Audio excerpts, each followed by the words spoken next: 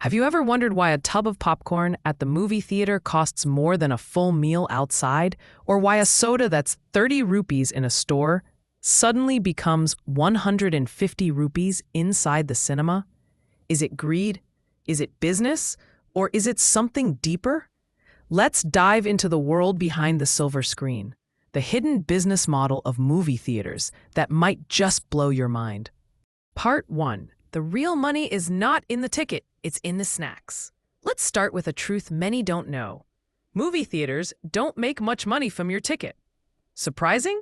Let's look at the numbers. Ticket revenue breakdown. When you buy a ticket, a big chunk of that money, sometimes as high as 70 to 80%, goes directly to the film studios or distributors, especially in the first week of a movie's release. In India, the first week is the biggest for revenue. Theaters barely get 20 to 30% of that ticket price. In the US and UK, it's similar, which means they're not earning enough to pay salaries, rent, electricity, or maintain the premises. Popcorn to the rescue. That's where concessions come in. Popcorn, soft drinks, nachos, samosas, and candy. Profit margin? Up to 80%, 90%. A 30 rupee popcorn bag becomes 250 rupees. A 10 rupee cola becomes 150 rupees, because that's where they make their real money. It's like airlines charging extra for baggage. They lose money on your ticket but make up for it elsewhere. Real example.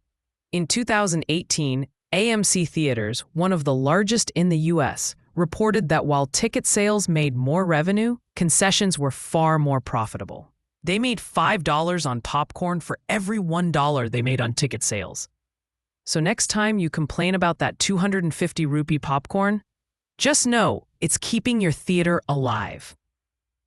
Part 2. High overhead costs and luxury experience. Theaters have become more than just movie-watching halls.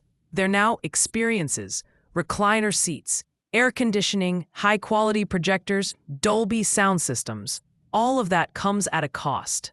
Expenses breakdown, rent and lease, especially in malls. High electricity bills, maintenance of sound and projection systems, cleaning staff, security, customer service, licensing fees for movies, air conditioning running for hours. Unlike a restaurant or retail store, a theater needs to operate like a mini event venue every day. And because margins on tickets are thin, concession prices get inflated to cover the gap. Premium experience, premium price. Think of it like going to a stadium for a cricket match. A soft drink that's 30 rupees outside becomes 100 rupees inside. Why? You're paying not just for the drink, but for the privileged access and experience. Same with theaters. You're paying for ambience, sound, comfort, and that escape for reality. Part 3. Psychology of convenience and captive audience. Here's the fun part. You're a captive customer.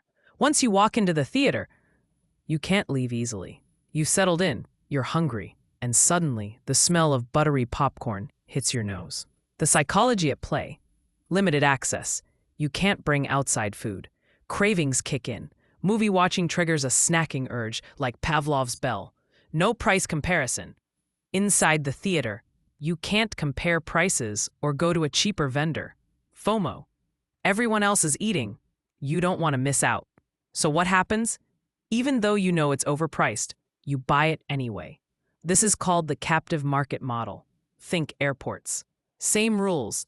A bottle of water for 20 rupees outside is 100 rupees inside. You're not paying for water. You're paying for access and availability. Imagine going to Disneyland. The food inside is extremely expensive, but you're not going there to save money. You're paying for the experience and the convenience of not having to leave the park. Theaters operate the same way. They control the environment and your options. Part 4. Global strategy and cultural habits. You might think this is just in India, but no, this is a global strategy. USA, AMC, Regal, and other major chains rely heavily on food sales.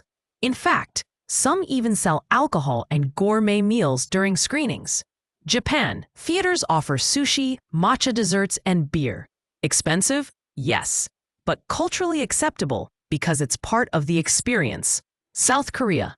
Some theaters sell fried chicken and bingsu, a Korean dessert. Again, overpriced, but that's the norm. Australia, popcorn and chalk tops, ice cream cones are iconic and priced at a premium. So, no matter where you go, the pattern is the same. Low ticket margins, high food prices, captive audience, premium experience. Why can't we bring our own food? Because if you did, theaters would lose their main profit source. It's a strategic decision, not a convenience one. Part 5, is it justified? And what can you do?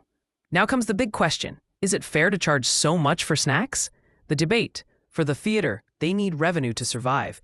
Ticket revenue is low. Staff salaries, maintenance, taxes, all depend on food sales.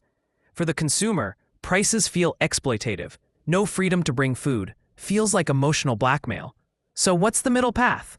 Solutions around the world. Combo deals. Some theaters offer bundle pricing for popcorn plus soda. Off-peak discounts.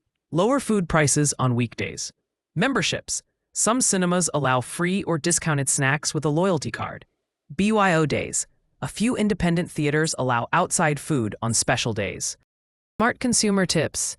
Eat before going to the theater. Share snacks with friends. Choose matinee shows where food might be cheaper. Support theaters that offer reasonable prices. Because here's the truth. If theaters stop making money on food, they might shut down completely. And then we lose the joy of watching a movie on the big screen. So, the next time you're holding that overpriced popcorn in your hand, remember, it's not just corn. It's the cost of keeping the theater alive, the lights on, the air cool, and the Dolby booming. Theaters are businesses, not just entertainment venues. And while we may feel the pinch, understanding the reason behind the price tag makes it a little easier to swallow. If you found this video insightful, give it a like, share it with your movie-loving friends. And don't forget to subscribe to LibroVerse for more behind-the-scenes insights into the world we live in.